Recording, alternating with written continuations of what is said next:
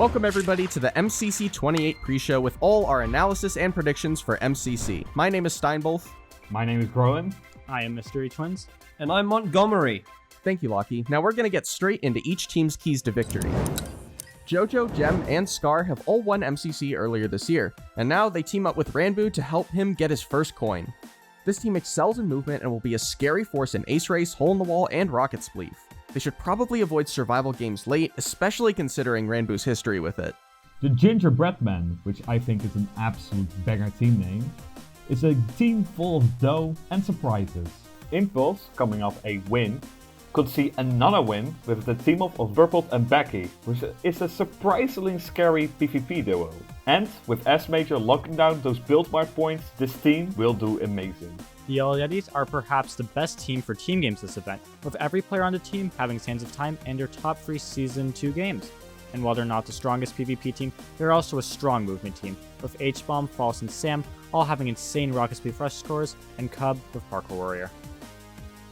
Shaking things up is the Mint team, which is strange because mint is a flavor and not a color, but I digress. This team has 52 events worth of experience between them and should not be counted out. Sylvie and Hannah are a terrifying duo in the face of any PvP game such as Battlebox. But the game where the stats over at reefystats.com suggest this team is strongest is Meltdown.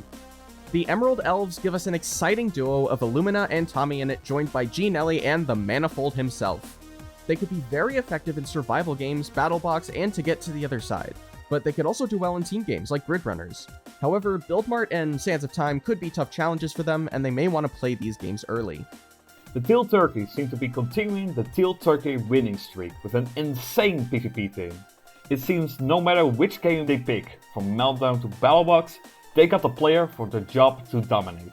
But this team is not to be underestimated with every other game, like movement and team games. This Cerulean Candy Canes will be headlined in Nunavut and Pizza Hut, who's hoping to have lots of movement games this event.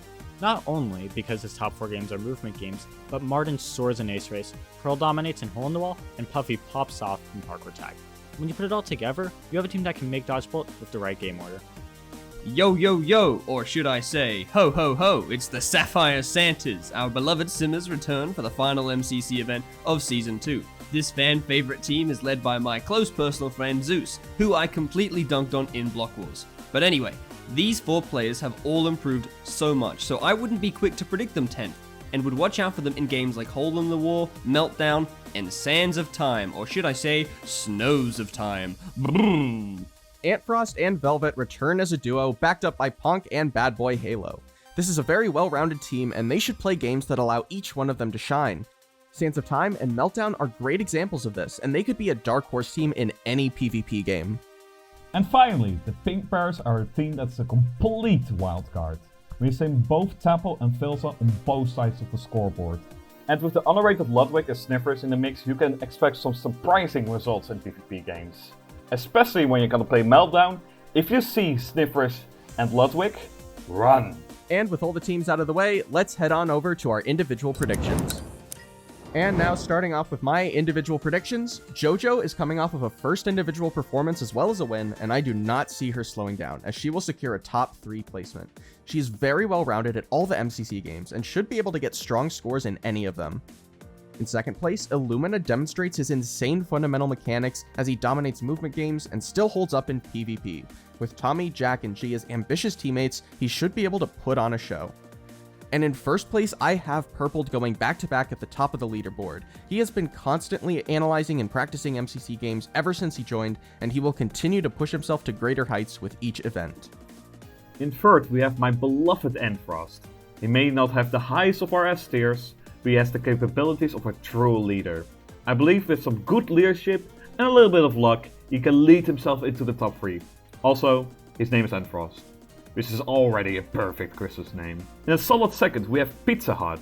Look, Pizza has been having some insane events lately, but the PvP games have been consistently held them back. But this MCC, I believe that this team has some really good PvP capabilities, and we can finally see Pete's true potential be seen in full.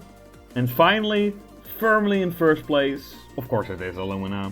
He may have struggled lately, but his chaotic duo with Tommyinnit will combine their powers to not only overcome Sky Battle, but the entire event. Illumina will reign once again as the king of Minecraft championships. Barely coming in third, I have Punz. I don't think his team is as strong as people are saying, but I think Punz is still Punz.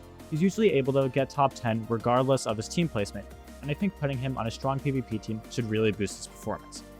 In second, I have Antfrost. Sure, he only came 9th in MCC 26 on what was considered an incredibly stacked team.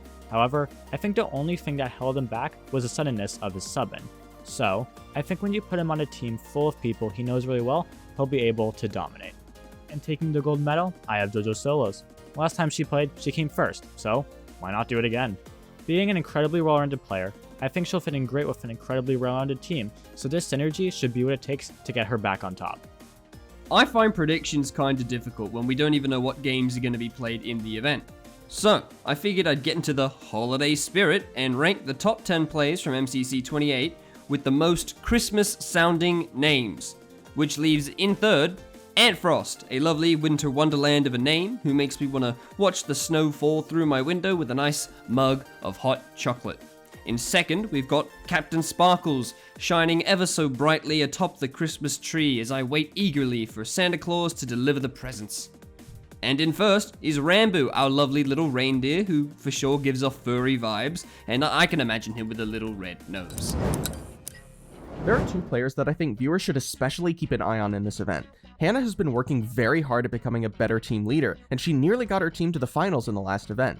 This time, she should be able to finally reach the top 2 with a competitive and supportive team behind her. The other person is Tommyinnit, who managed to place 13th in MCC Rising. She could greatly benefit her team in almost any game and should not be underestimated. The player I think you should watch out for is Tommyinnit.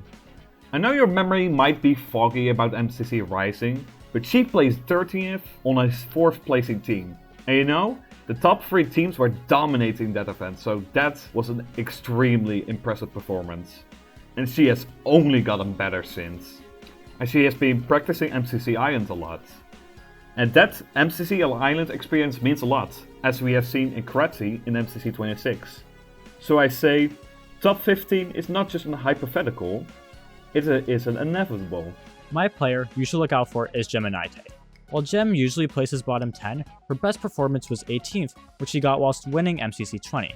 This event, I think she's on one of the strongest teams, but they'll need her to do really well if they want to make Dodgebolt, and I believe history has shown that she has what it takes to get the job done. G Nelly is my play to watch this MCC, as she has been improving event by event, and most recently in MCC Underdogs came 21st, which means that the potential for a top half placement is indeed there. So, with this team, the Emerald Elves is indeed a strong enough team to dominate any of the games, and it gives me the same vibes as Lime 18, which was G's first team and went all the way to Dodgebolt. And with G's improvement being an influencing factor in that matter, I can see her being one to have an outstanding performance to finish off the year.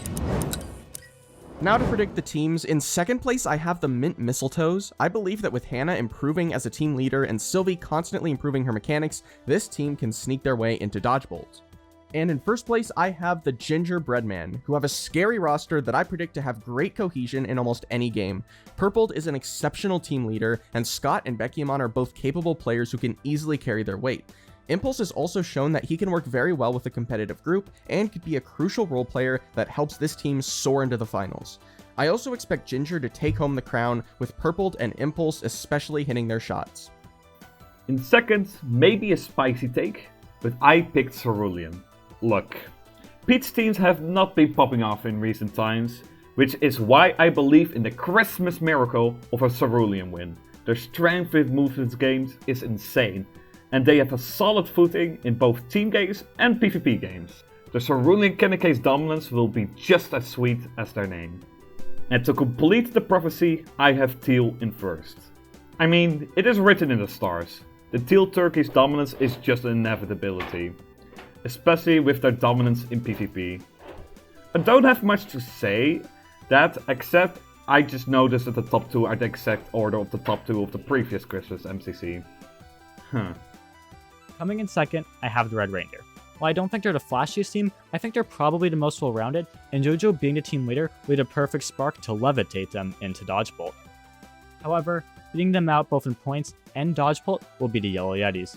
Sure, they might need some good game order to help them out, but False Cub and Sam have all had amazing individual performances when on strong teams, so when you throw an H-bomb, this team has what it takes to win it all.